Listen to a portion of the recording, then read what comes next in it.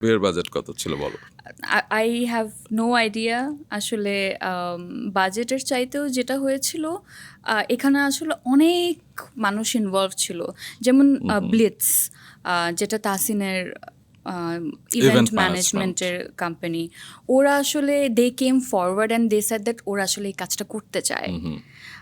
এবং I would say ফটোগ্রাফির যে টিমটা ছিল রেমিনিসেন্স, তারাও হচ্ছে কি অনেক বেশি এক্সাইটেড ছিল এখানে। মানে যতটুকু আমরা দেখেছি, এটা আসলে তাদের ছাড়া পসিবল হতো না, কারণ অনেকেই উইলিংলি অনেক কিছু করেছে। ওরা এভরিবডি কেম ফরওয়ার্ড, কেটারিং থেকে শুরু করে সবাই যে আমরা করতে চাই, আমরা করতে চাই।